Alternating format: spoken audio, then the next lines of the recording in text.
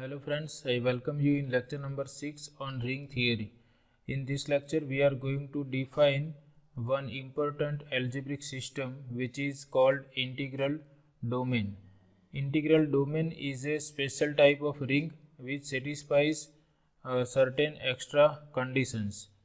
So first we discuss about zero divisor. To define integral domain, first we have to understand the definition of zero divisor in a ring. So suppose R is a ring with operations denoted by plus and this juxtaposition which is for multiplication operation. Then if I consider some element say A in this ring R, then this element A is called a divisor of 0 or zero divisor if there exists some non-zero element say B in the ring R. B is different from 0, that is B is a non-zero element such that A into B equal to B into A equal to 0. If there exists some non-zero element B in the ring R such that A into B equal to B into A equal to 0, then this element A is called zero divisor or divisor of 0. For example, if we consider the example of this Z6, which is the set of all equivalence classes generated by this congruence modulo 6. If we consider this set 0, 1, 2, 3, 4 and 5. Elements of this set are equivalence classes generated by congruence modulo 6.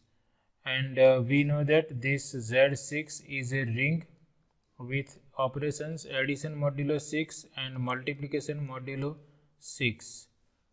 Now suppose I want to check whether this element 2 in Z6 is a zero divisor or not. So if I can find out some another element from this set such that if we take this operation on those two elements, then we obtain this equivalence class generated by 0.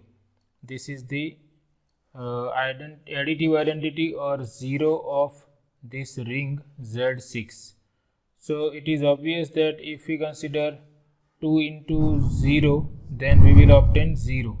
But we require non-zero element. If we can find out some non-zero element in Z6 such that this happens 2 into B equal to 0, then that non-zero element will work here. We want to check whether this element 2 in this ring is a zero divisor or not. So we have to search for non-zero element in Z6 such that this condition is satisfied. So if we start with non-zero element 1, then if I take B equal to 1, I will have 2 into 1, that is going to be 2. It is different from 0. If I consider 2 into 2, then I will obtain 4. If I consider 2 into 3, then this is going to be 0.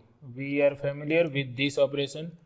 2 into 3 equal to this product of these 2, and if we divide that product by 6, whatever remainder is obtained, we have to consider equivalence class generated by that remainder. So remainder when 2 into 3, that is 6, is divided by 6. So if 6 is divided by 6, then remainder is going to be 0. Therefore we find that for B equal to 3 in Z6, 2 into 3 equal to 0. And if we change the order of these two elements in this operation, then also we will obtain 0. Therefore we can say that this 2 is a zero divisor in this ring Z6. Similarly 3 is also a zero divisor because we can see that 3 into 2 is also going to be 0. Therefore, we obtain two zero divisors in this ring, which is the set of equivalence classes generated by this congruence modulo 6. So again we repeat, an element A in a ring R is said to be a zero divisor if there exists some non-zero element B in ring R such that A into B equal to B into A equal to 0. And if our ring has no zero divisor, then we cannot find out any two non-zero elements. If we consider A non-zero, B non-zero, then A into B is always non-zero. If we have a ring which has no zero divisor, then it must satisfy this condition. Or we can say that if our ring has no zero divisor, then A into B equal to 0 implies either A equal to 0 or B equal to 0. And if a ring has zero divisor, suppose A is a zero divisor in the ring, then there exists some non-zero element B such that A into B equal to 0. So here A into B equal to 0, but here B is non-zero. But if ring has no zero divisors, then A into B equal to 0 implies A equal to 0 or B equal to 0. This condition is satisfied. So I have written this definition here. In a ring R, an element A is called a zero divisor if there exists a non-zero element B in R such that A into B equal to B into A equal to 0. And this is what I discussed. We know that this is a ring, Z6 is a ring, and for this element of Z6 we find that 2 into 3 equal to 3 into 2 equal to 0. This is nothing but 0 of this ring, and therefore 2 is a zero divisor in this ring. Similarly, we can say that 3 is a zero divisor. And in a ring without divisors of 0, AB equal to 0 implies A equal to 0 or B equal to 0.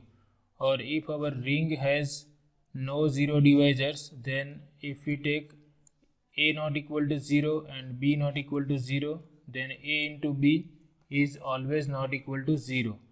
If we have zero divisor, then we can say that we may have A into B equal to 0, and we can have B non-zero or A non-zero.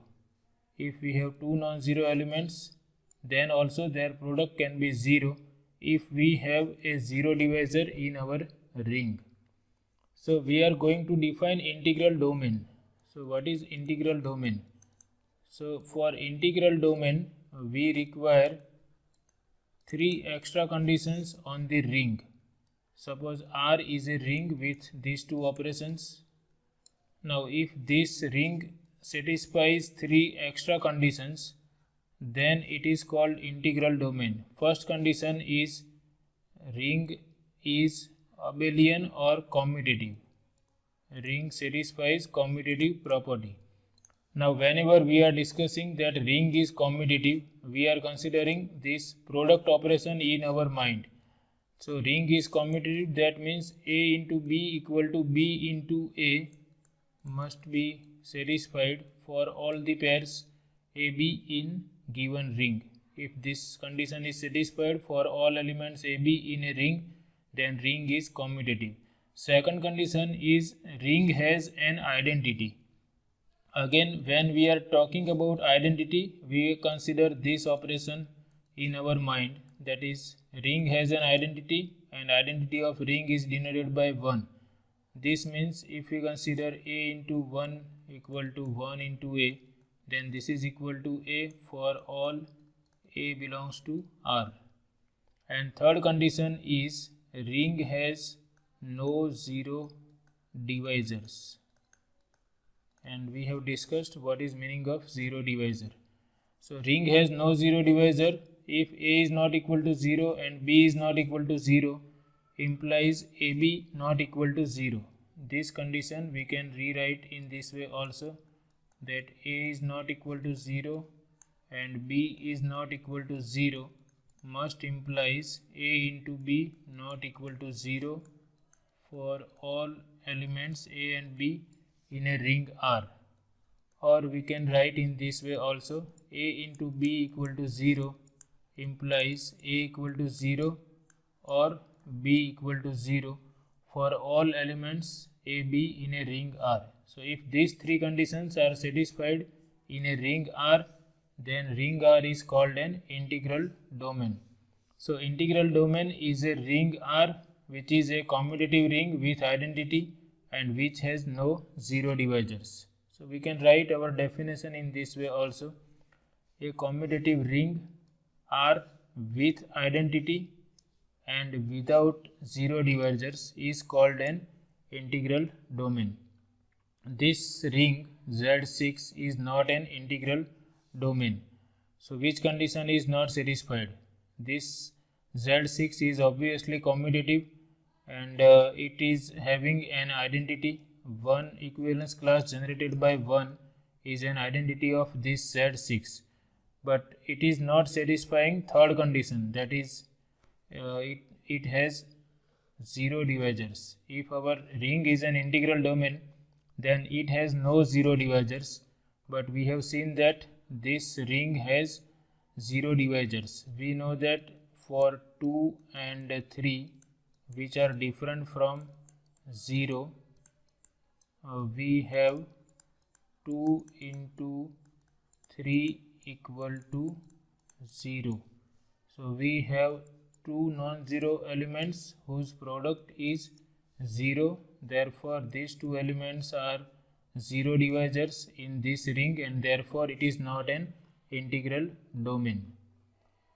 If we consider set of integers with addition and multiplication, then we know that this set is a ring under these two standard operations and it is also an integral domain. We know that Z is a commutative ring and identity is 1, and if we take any two integers such that their product is 0, then either A equal to 0 or B equal to 0. This means this ring Z has no zero divisors, or we can say that if we take any two non-zero integers A and B, then their product is also non-zero. This means ring has no zero divisors. Therefore set of integers with addition and multiplication is an example of integral domain. So in this way it is easy to understand integral domain. All we have to understand is meaning of zero divisor, and our ring R with addition and multiplication is an integral domain if it is commutative, that is A into B equal to B into A.